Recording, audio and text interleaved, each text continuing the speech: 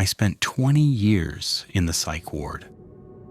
I've seen things that medicine can't explain, and things that don't want to be healed.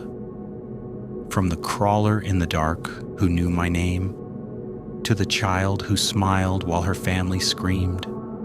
These aren't just patients, they're the stories I was never meant to tell. Lock your doors. This is Anonymous in the Dark. I was a paramedic, not a psych doctor. But some calls, they follow you home. We were called to a house fire. The parents were on the lawn, sobbing, holding a baby and a 7-year-old. They were physically fine, no burns. The captain told us to check the 11-year-old girl. She was sitting in the back of a squad car. She'd started the fire. She told us without a hint of regret that she did it to get rid of the baby. Her words, it was her third attempt. She tried to kill her other sibling years before. She'd already been institutionalized twice. She was sitting there watching her parents cry. And she was giggling. She was genuinely amused by their grief. Then the realization hit her. She wasn't going back to her room. She was going back to the ward. A switch flipped. In a heartbeat, the giggling stopped. She started begging for help. Then she started screaming that her parents had raped her. Then she said they weren't her real parents. Then she said she didn't even live there. Lie after lie. Perfectly executed. Designed to manipulate anyone within earshot. My cousin works at the state facility now. She told me that girl, now a woman, is there permanently. Sentenced by a judge. I don't know what she finally did to get a permanent stay. But I remember her face in that squad car. 11 years old. And already gone.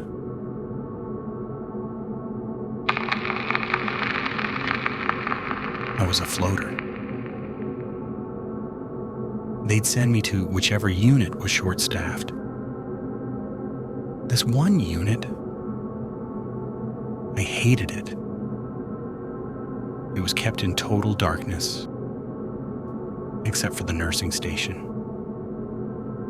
It felt like being in a locked aquarium, glass on all sides. We were in the light. The patients were out there in the black hallways. There was one patient. We'll call her Sarah. Sarah wore a full-body padded suit and a helmet to keep her from destroying herself while she moved. And she moved. Constantly. She didn't walk. She crawled. At 3 a.m., you'd look out through the glass into the hallway. You'd see a shape, spastically crawling along the floor, moving along the walls. No sound but the friction of the suit against the linoleum.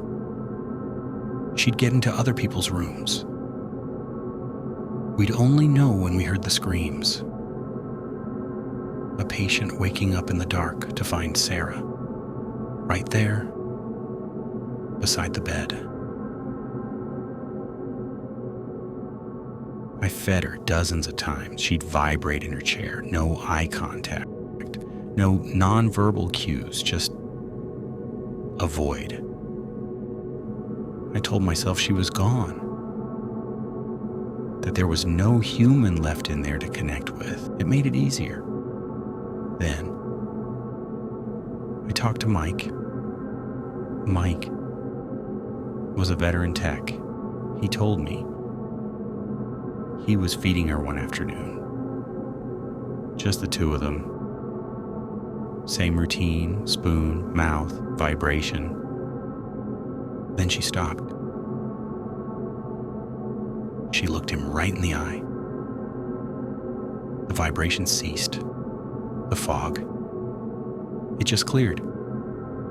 She said, "Thank you, Mike." Then she went back.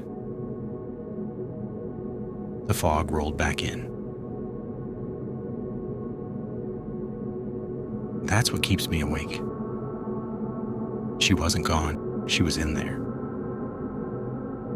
The whole time. Watching us through the helmet. She knew his name. She was just trapped.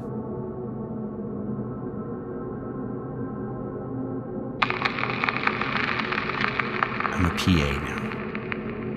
But years ago, I was a therapist. I had a patient. Let's call him Elias. Antisocial personality disorder. He was on parole and said he wanted help.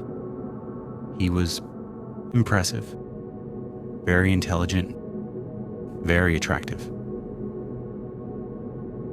He sat in my office and described his crimes like he was reading a weather report. Check fraud. Impersonating doctors.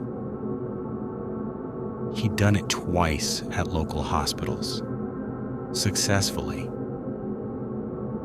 I had a heads up about him. I'd cleared my office before he arrived. No photos of my family and no mail, no personal items. Nothing he could use. But it didn't matter. He didn't need my mail. He spent the entire hour making these freakishly astute observations about me, my life, my personality. He wasn't talking to me. He was reading me. I kept my office door open.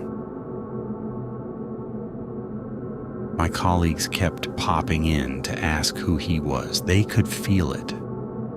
That primal instinct that there was a predator in the room. I've dealt with violent kids. I've dealt with people in full-blown psychosis. I don't mind that. You can find the person under the illness. You can help them. But Elias, he was empty. Just a calm, cool calculation. I've had a lot of scary things happen in this career, but he's the only one who still gives me chills. He didn't want help. He just wanted to see if he could break me. 3 stories, 1 reality.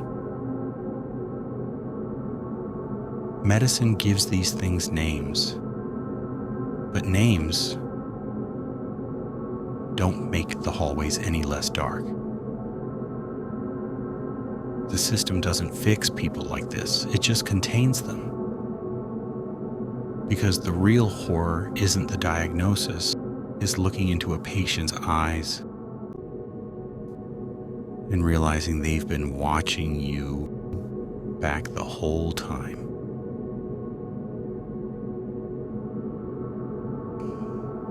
Thanks for listening. Subscribe for more true horror stories.